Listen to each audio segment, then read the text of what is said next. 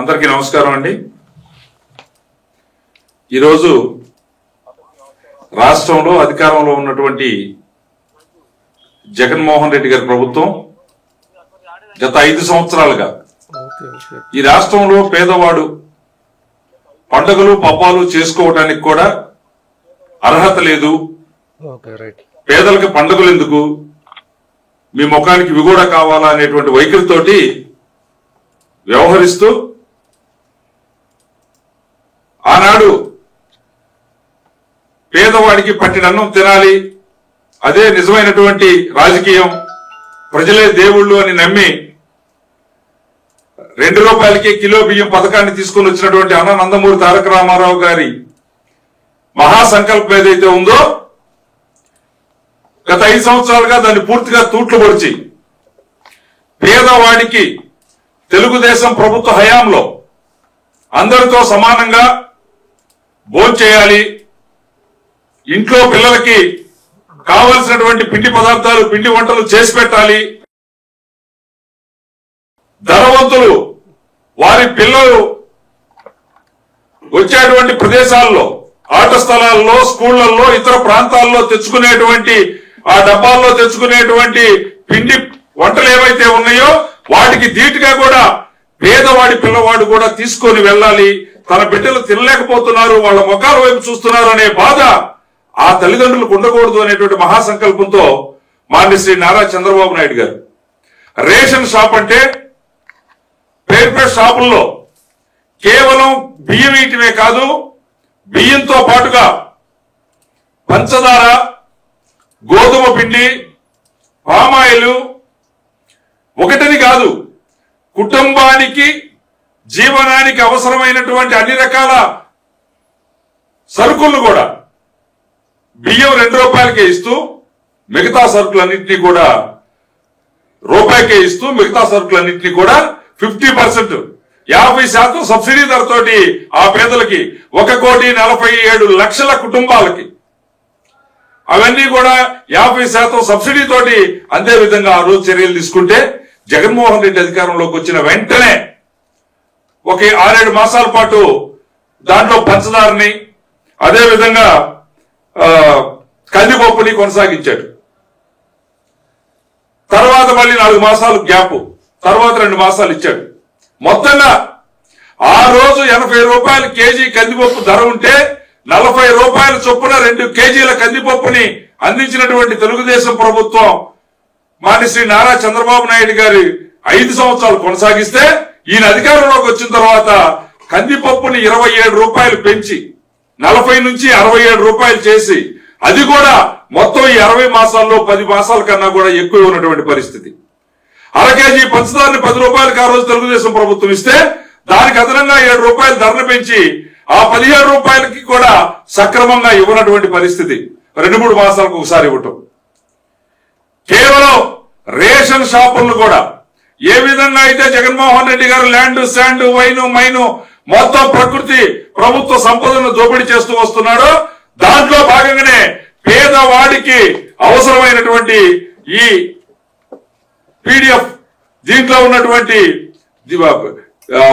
సరుకులను కూడా దోసుకునే దానికోసం భాస్కర్ రెడ్డికి ద్వారంపూడి భాస్కర్ రెడ్డి గారికి సివిల్ సప్లై కార్పొరేషన్ అప్పచెప్పి గోదావరి జిల్లాల్లో ఉన్నటువంటి మిల్లర్స్ అసోసియేషన్ ద్వారా మొత్తం రాష్ట్రంలో ఉన్నటువంటి ఈ ప్రజా పంపిణీ వ్యవస్థలో వచ్చేటువంటి ఈ బియ్యం మొత్తాన్ని కూడా కాకినాడ కేంద్రంగా చేసుకొని అదానీ గారికి దాన్ని అప్పచెప్పిన తర్వాత ఆ పోర్టుని అక్కడి నుంచి పెద్ద ఎత్తున కూడా ఇతర దేశాలకి రాష్ట్రంలో ఉన్నటువంటి ఈ సివిల్ సప్లై బియ్యం ఏదైతే ఉందో రీసైకిల్ జరిగి మళ్లీ తిరిగి అవే రావడం లేదా ఇతర దేశాలకు ద్వారంపూడి చంద్రశేఖర్ రెడ్డి గారి ద్వారా ఎవరైతే ఈ రాష్ట్ర ముఖ్యమంత్రి వైఎస్ జగన్మోహన్ రెడ్డి గారి బినామీగా ఉన్నారో ఆ ద్వారంపూడి చంద్రశేఖర్ రెడ్డి గారి ద్వారా ఈ రాష్ట్రంలో తిరిగి ఆ బియ్యం మొత్తాన్ని కూడా అక్కడికి చేర్చుకొని కాకినాడ పోర్టు ద్వారా ఇతర దేశాలకు ఎక్స్పోర్ట్ చేసుకునే దానికోసం ఈ రాష్ట్రంలో ఉన్నటువంటి పేదలకు చెందాల్సినటువంటి సబ్సిడీని మింగేసే దానికోసం ప్రయత్నం చేశారు.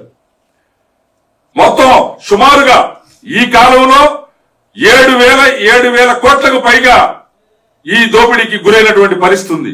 ఇది రేషన్ షాపుల లెక్కల్లో ఇదే ప్రైవేట్ గా వచ్చేసరికి దీనికి ఒక 5 రెట్లు ఎక్కువ వేసుకొని ఓ 35-40 వేల కోట్ల రూపాయల సంపదని ఈ రాష్ట్ర ప్రభుత్వం ఈ బినామీలకి కట్టబెట్టినటువంటి పరిస్థితి ఉంది.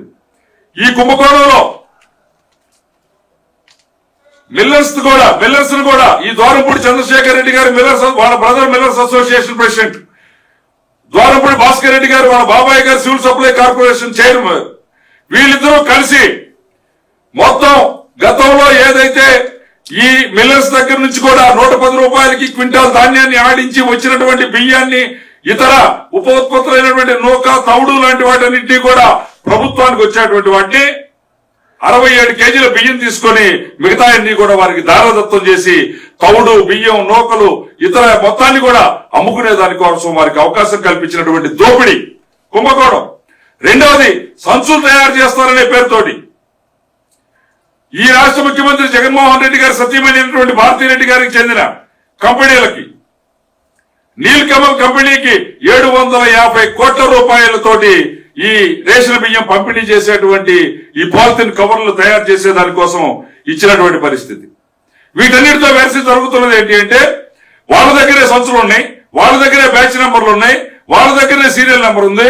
మొత్తం ఎక్కడి నుంచి అయితే ఎంఎల్ఎస్ పాయింట్లలో నుంచి బయలుదేరినటువంటి లారీ తిరిగి మళ్ళీ వైఎస్ఆర్సీపీ నాయకుల, బ్రోకర్ల వీటిలోకి చేరిపోయేసి, మిల్లుల్లోకి చేరిపోయేసి ఆ నంబర్లు మార్చుకొని సంచులు మార్చుకొని తిరిగి వాటే తీసుకురావటం, లేదా వేరే సంచుల్లో వాటిని లోడ్ చేసుకొని అవి అప్పుడే ఫ్రెష్ గా మిల్లు నుంచి ఎగుమతి కోసం వచ్చినట్టుగా ఇతర దేశాలకు పంపించేటువంటి ఆలోచన చేయటం. పండగ కానుకలు, పండుగలు వచ్చినాయి.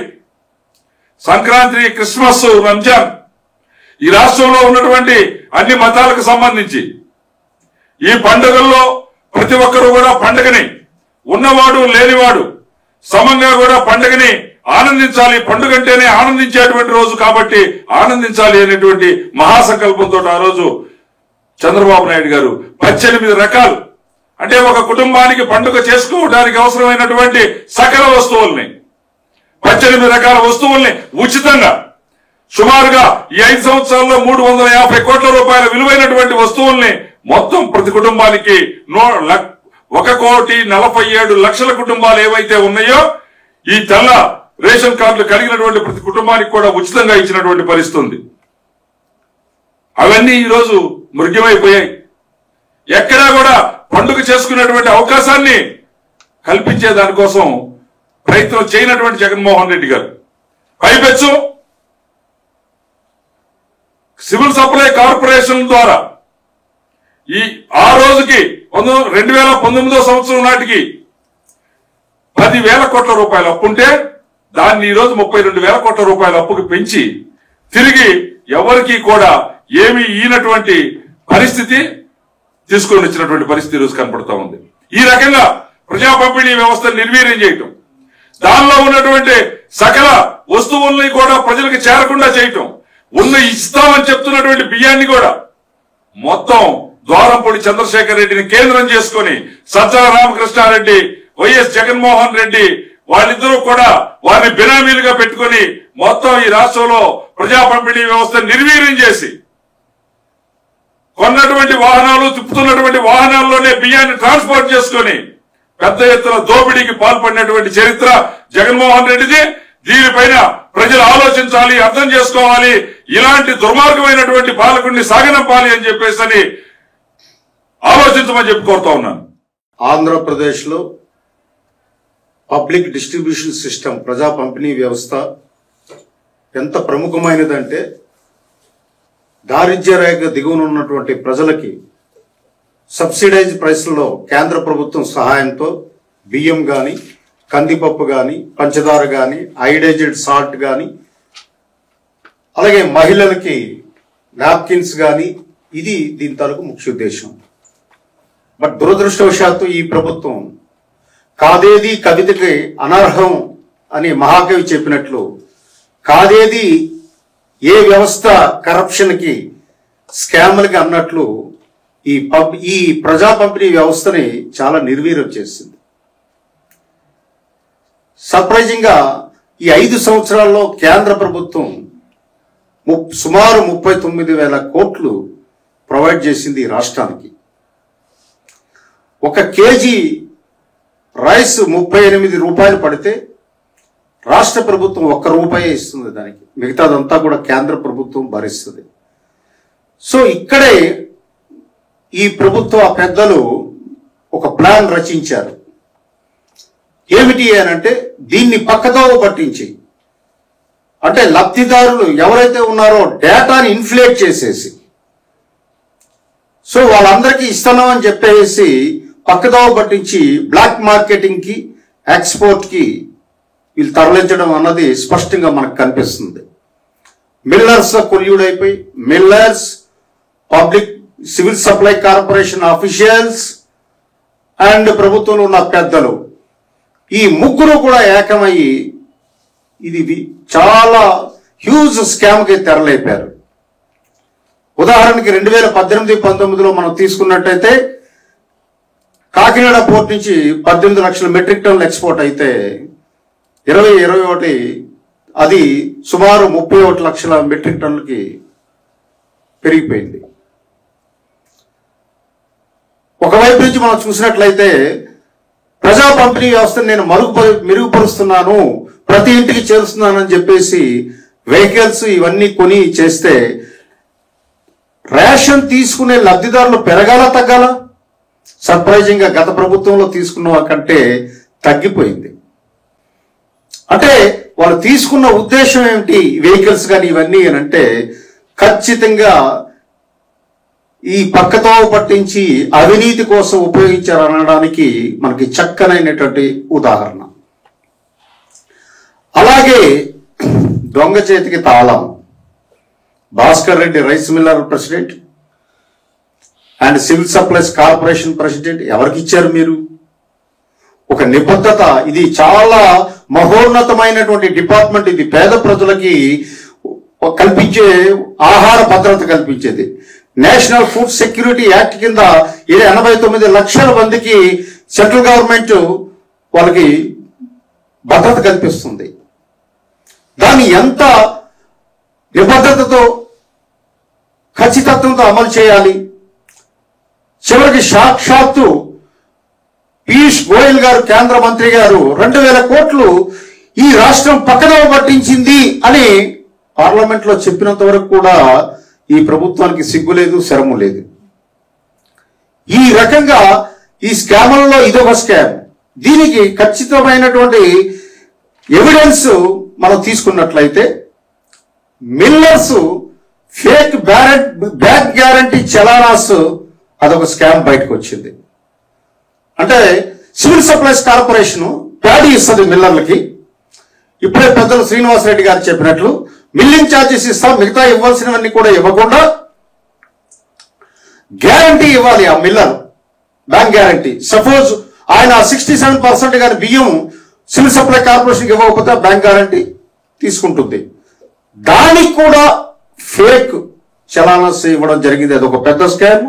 అది ఇప్పుడు ప్రభుత్వమే దాని మీద విచారణకి ఆదేశించింది. అలాగే సర్ప్రైజింగ్ గా నెల్లూరు జిల్లాలో ఒక కంప్యూటర్ ఆపరేటర్ మిస్టర్ సందేపూడి శివకుమార్ అనే వ్యక్తి ఏసీబీ రైడ్ చేస్తే వాళ్ళ ఇంటర్నల్ ఆడిట్ లో తేలింది ఏమిటి అని అంటే 29 కోట్లు మిస్అప్రోప్రియేషన్ జరిగింది అని. అందులో అతని ఖాతాకే 10 కోట్లు తరలించాడని. అంటే ఒక జిల్లాలో పరిస్థితి ఇది. పూర్తి ఆధారాలతోనే మాట్లాడుతున్నాం కూటమి నాయకులు అందరం కూడా. ఈ ఆధారాలు ఖచ్చితంగా స్కామ్ జరిగింది, అవినీతి జరిగింది. ఈ అవినీతిలో లబ్ధిదారులు ఎవరు, ప్రభుత్వ పెద్దలు ఎవరున్నారు, మరి పేదల తరపున నేను రాజకీయం చేస్తానని గొప్పగా చెప్పుకుంటున్న జగన్మోహన్ రెడ్డి పేదల పొట్ట కొట్టి అవినీతి చేయడం నీకు కనబడట్లేదా, వినబడటం లేదా? ఏమంటే పేదలు పెత్తందాలకి క్లాస్ వార్ అని అంటావు, పేదల పొట్ల కొడుతున్నావు. ఓన్లీ రైసే ఇస్తున్నావు. ఇప్పుడు మిగతాది పంచదార కానీ కందిపప్పు కానీ ఏమి రేషన్స్ లో ఇవ్వటం లేదు. సబ్సిడైజ్ ప్రైస్ లో కందిపప్పు ఇవ్వాలి, అది కూడా ఇవ్వటం లేదు. మరి దీన్ని ఏమంటారు? పేదల్ని కడుపు కొట్టడం అంటారా? పేదల తరపున పనిచేస్తామని అంటారా? కాబట్టి దీని మీద పూర్తి విచారణ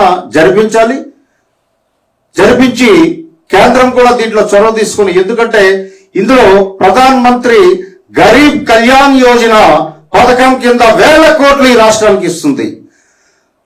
దేశంలో అన్ని రాష్ట్రాలకి ఇచ్చిన మన రాష్ట్రంలో ఉన్నంత చెత్త అడ్మినిస్ట్రేషన్, అవినీతి ఇంకే రాష్ట్రంలో లేదు.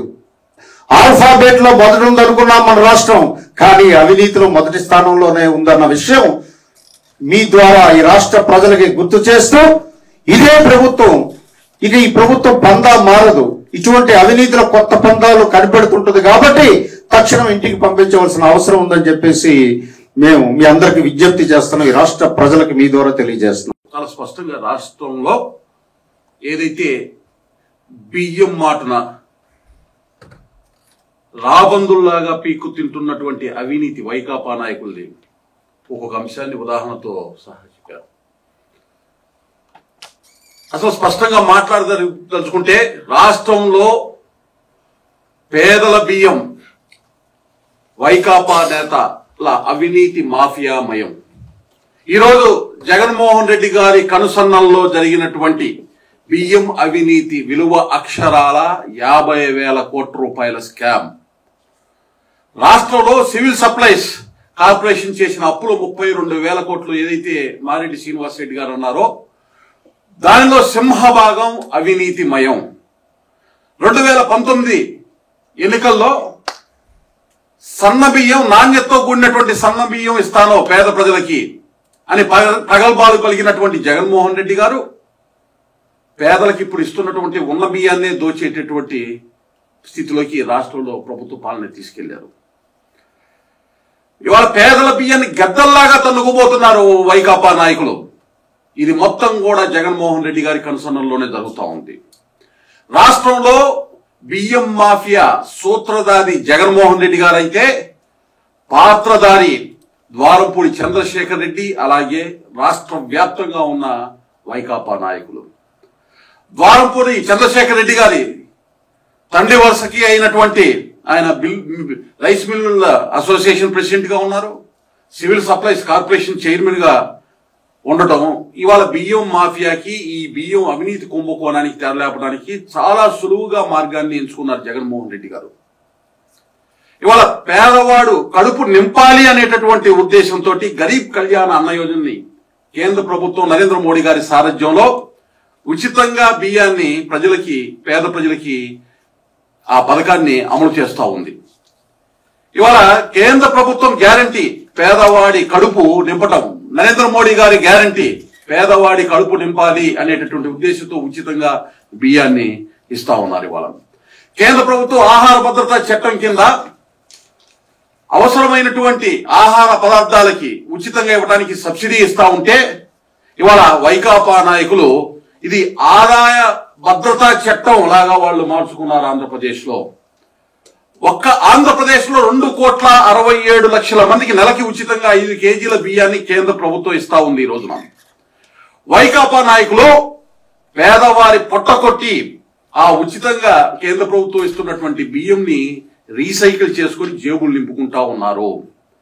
పేదల కడుపు కొడుతూ బియ్యంను విదేశాలకి అక్రమంగా తరలిస్తున్నారు, ఎగుమతులు చేసుకుంటా పోతా ఉన్నారు. ఇవాళ అక్రమంగా ఈ బియ్యాన్ని మొత్తాన్ని కూడా ద్వారంపూడి చంద్రశేఖర్ రెడ్డి అనేటటువంటి ఒక కింగ్ పిన్ ని తయారు చేసినటువంటి జగన్మోహన్ రెడ్డి గారు కాకినాడ పోర్టు నుంచి ఇతర దేశాలకి వివిధ మార్గాల్లో ఎగుమతి చేస్తా ఉన్నారు. పేదల బియ్యంతో ఇవాళ వైకాపా నాయకులు చేస్తున్నటువంటి అక్రమాలపైన సిబిఐ, ఈడీ కేసుల నుంచి తప్పించుకోజాలరు.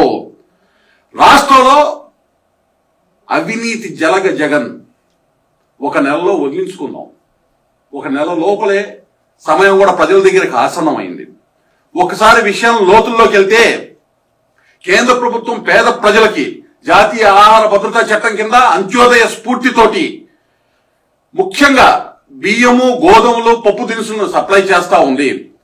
కరోనా సమయంలో ఉచితంగా బియ్యం ఇవ్వాలి. 5 కేజీల బియ్యం ప్రతి ఒక్క అర్హమైనటువంటి వ్యక్తికి దేశం మొత్తం మీదగా 80 కోట్ల మందికి ఇస్తుంటే ఒక్క ఆంధ్రప్రదేశ్ లో 2,67,00,000 మందికి ఇస్తా ఉన్నారు.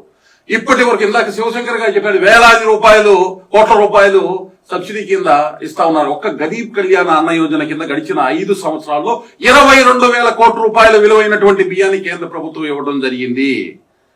ఇది కాకుండా నేషనల్ ఫుడ్ సెక్యూరిటీ యాక్ట్ కింద ఏదైతే ఆహారాన్ని సబ్సిడీ రూపంలో కేంద్ర ప్రభుత్వం ఇస్తా ఉందో గడిచిన 5 సంవత్సరాల్లో 46,000 కోట్ల రూపాయల పైగా కేంద్ర ప్రభుత్వం ఆంధ్రప్రదేశ్కి ఇవ్వడం జరిగింది. 2019-20లో 7,404 కోట్లు ఇస్తే 2020-21 కరోనా సమయానికి మరొక 1000 కోట్లు పెంచి 8,425 కోట్లు ఇవ్వడం జరిగింది. అక్కడి నుంచి కూడా ఉచితంగా బియ్యం గడిచిన 4 సంవత్సరాల నుంచి ఇచ్చే క్రమంలో భాగంగా 2021-22 నాటికి 9,323 కోట్లు, 2022-23 నాటికి 10,200 కోట్లు, 2023-24 నాటికి 12,400 కోట్ల రూపాయలు, మొత్తం 46,000 కోట్ల రూపాయల పైగా ఆహార సబ్సిడీని కేంద్ర ప్రభుత్వం ఇస్తా ఉంది. ఇవాళ అర్హులైన పేదలకి ఆహార పదార్థాలు అందించాలి అనేటటువంటి ఉద్దేశంతో దాదాపు 32,000 కోట్ల రూపాయలు మేము కేంద్ర ప్రభుత్వం ఇస్తున్న సబ్సిడీ చాలట్లేదని సివిల్ సప్లైస్ కార్పొరేషన్ ద్వారా రుణాలు చేస్తున్నాం. ఇందాకే చెప్పారు, 10,000 కోట్ల రూపాయలు ఉన్నటువంటి రుణాన్ని 32,000 కోట్లకి పెంచారు. పెంచినటువంటి ఈ డబ్బును ఏం చేశారు, పేదలకి మేము పంచుతున్నామని చెప్పి వైకాపా నాయకులు వాళ్ళ జేబును నింపుకునేటటువంటి పనిలో నిమగ్నం అయిపోయారు. ఒక్కసారి మీరు గనక గమనించినట్లయితే ఈ 1,00,000 కోట్ల రూపాయలు 5 సంవత్సరాల్లో ఆహార భద్రత చట్టం కింద కేంద్రం నుంచి వచ్చిన నిధులు కానీ 46,000 కోట్లు, అలాగే 22,000 కోట్ల రూపాయలు గరీబ్ కళ్యాణ అన్న యోజన కింద వచ్చిన ఒక 32,000 కోట్లు సివిల్ సప్లైస్ కార్పొరేషన్, మొత్తం కూడా 1,00,000 కోట్ల రూపాయలు. కానీ వాస్తవానికి పేద ప్రజలకు అందింది ఎంత? 50,000 కోట్ల లోపే. మిగతా 50,000 కోట్ల ఏ జేబుల్లోకి వెళ్ళి ఏ అవినీతి పందుకొక్కులో మెక్కారు పేదల కడుపు కొట్టి అనేటటువంటి ప్రశ్న ఏదైతే ఉందో ఇవాళ దాన్ని మేము అడుగుతా ఉన్నాం. అదేవిధంగా రాష్ట్ర వ్యాప్తంగా కేంద్ర ప్రభుత్వం 89 లక్షల కుటుంబాలకి 2,67,00,000 మంది లబ్ధిదారులకి సహాయం చేస్తా ఉంది ఆహార భద్రత చట్టం కింద కానీ ఇలా గరీబ్ కళ్యాణ అన్న యోజన కింద కానీ. అయితే పదే పదే ప్రధానమంత్రి దగ్గరికి వెళ్ళినప్పుడల్లా జగన్మోహన్ రెడ్డి గారు ఒక విన్నపం ప్రవేశిస్తున్నాడు. ఈ 89 లక్షల కుటుంబాలకి చాలక ఇంకొక 55 లక్షల కుటుంబాలకి మా జేబులో నుంచి డబ్బుల్లో నుంచి మేము పెడతా ఉన్నాం, సంవత్సరానికి 5,000 కోట్లు అదే సివిల్ సప్లైస్ కార్పొరేషన్ నుంచి వస్తున్న రుణం అని చెబుతున్నారు. ఒక్కసారి నిశ్చితంగా ఆలోచించండి, రాష్ట్రంలో ఉన్న జనాభా ఎంత, కుటుంబాలెన్ని? 89 లక్షల కుటుంబాలకి కేంద్ర ప్రభుత్వం ఆల్రెడీ ఇస్తుంటే దాదాపు 90 లక్షల కుటుంబాలకి ఇంకొక 55 లక్షల కుటుంబాలకి నేను ఇస్తానంటే 1,45 లక్షల కుటుంబాలు. ఒక కుటుంబానికి 3.9 మంది ఉన్నారండి, అంటే 4 మంది, దాదాపు 5,70,00,000 మంది. రాష్ట్రంలో ఉన్న జనాభా ఎంతమంది జనాభాకి మేము ఈ యొక్క సబ్సిడీ కేంద్ర ప్రభుత్వం ఇయ్యగా మిగిలిన వాళ్ళు కూడా ఇస్తున్నామని చెబుతున్నారు. అంటే నాకు ఈ లెక్కలు అర్థం కావట్లేదు. జగన్మోహన్ రెడ్డి కూడా బీపీఎల్ ఫ్యామిలీలో ఉన్నాడా అనేటటువంటి అనుమానం వస్తుంది. రాష్ట్రంలో ఉన్న ప్రతి ఒక్క పౌరుడు బీపీఎల్ ఫ్యామిలీ అనే లెక్కలు చూపించడంలోనే ఈ అవినీతి దాగి ఉంది. వీళ్ళు డబ్బులు లాగేటటువంటి ప్రయత్నం ఏదైతే ఉందో, కేంద్రం ఇచ్చినటువంటి బియ్యాన్ని ఏదైతే ఉందో దాన్ని పైన సర్దేసి అవి కూడా రీసైకిల్ చేసి అక్రమంగా మొన్న త్రిపురాంతకం, ప్రకాశం జిల్లా త్రిపురాంతకంలో దొరికారు 3 వెహికల్స్. త్రిపురాంతకంలో మిల్లుల్లో పెట్టి ఏదైతే కాకినాడకి తరలించేటటువంటి రెడ్ హ్యాండెడ్ గా దొరికారు. రాష్ట్ర వ్యాప్తంగా దొరుకుతానే ఉన్నారు, ప్రతి రోజు దొరుకుతానే ఉన్నారు, ప్రతి ఊర్లో దొరుకుతానే ఉన్నారు, ప్రతి మండలంలో దొరుకుతానే ఉన్నారు. కానీ రాష్ట్ర ప్రభుత్వమే ఈ యొక్క స్కామ్ లో భాగస్వామి అయినప్పుడు, జగన్మోహన్ రెడ్డి స్కామ్ అయినప్పుడు దాన్ని బయట పెట్టేవాళ్ళు ఎవరు? ఇవాళ స్పష్టంగా ఈ గణాంకాల మాటున ఏదైతే చూపిస్తూ అవినీతి చేస్తా ఉన్నారో 50,000 కోట్ల రూపాయల వరకు లెక్క ఏదైతే తెలియదో స్కాము, దాని మీద విచారణ జరపడం తథ్యం. ఎవరెవరైతే ఈ యొక్క అవినీతిలో కూరుకుపోయినటువంటి జగన్మోహన్ రెడ్డి గారి బృందం జే గ్యాంగ్ మొత్తాన్ని కూడా జైలుకి పంపడం తథ్యం. పేద ప్రజలారా ఒక్కసారి ఆలోచించండి. మీ కడుపు కొట్టి జేబును నింపుకుంటున్నటువంటి జగన్మోహన్ రెడ్డి గారి ప్రభుత్వాన్ని ఇంటికి పంపించడానికి ఇంక 25 రోజులు మాత్రమే ఉంది. ఇవాళ త్రిమూర్తుల్లాగా కూటమి, తెలుగుదేశం, బీజేపీ, జనసేన పార్టీలు 3 కూడా రాక్షస సంహారానికి ముందుకొచ్చాయి. ఏదైతే మీ యొక్క కడుపుని కొట్టి వీళ్ళు జేబులు నింపుకుంటున్నారో వీరందరినీ గమనించమని తెలియజేస్తున్నాం. అట్లాగే ఈ అవినీతి చేపల్ని జైలుకి పంపించడం తథ్యం. రాబోయే ఎన్నికల్లో కూటమి అభ్యర్థుల్ని అఖండ మెజార్టీతోటి 150 పైగా అసెంబ్లీ స్థానాలు, 22కి పైగా పార్లమెంటు స్థానాలు గెలిపించాల్సినటువంటి బాధ్యత తీసుకోవాలని తెలియజేస్తూ జూన్ 4వ తారీఖున ఈ యొక్క అవినీతి ప్రభుత్వానికి చరమగీతం పాడి వికసిత్ ఆంధ్ర, వికసిత్ భారత్ లో భాగస్వామ్యం అయ్యేటటువంటి విధంగా కూడా మా యొక్క భవిష్యత్తు పాలన అందిస్తామని తెలియజేస్తూ అందరికీ నమస్కారం. అదే కదా చెప్పింది, సన్న బియ్యం ఇస్తానని చెప్పినటువంటి పెద్ద మనిషి కేంద్రం నుంచి వస్తున్నటువంటి ఉన్న బియ్యాన్నే దోచుకుని వెళ్ళిపోతున్నాడు. దాని పర్యవసానమే వాళ్ళ 50 కోట్ల రూపాయల వరకు స్కామ్ జరిగింది అనేటటువంటి అంచనాన్ని తీసుకున్నటువంటి పరిస్థితి. ఒక మంత్రి కూడా అన్నారు, సివిల్ సప్లైస్ కార్పొరేషన్ మినిస్టర్ గా చేసిన ఆయన, బూతుల శాఖ మంత్రిగా మాట్లాడేటటువంటి వ్యక్తి, ఎవడమ్మా మొగుడు చెప్పాడు సన్న బియ్యం ఇస్తానని. ఇది అంటే ప్రజల మీద ఉన్నటువంటి భావన, వైకాపా పార్టీ నాయకులకు కానీ జగన్మోహన్ రెడ్డి గారికి ఉన్నటువంటి భావన ఇది ప్రజలు అర్థం చేసుకున్నారని భావిస్తున్నారు.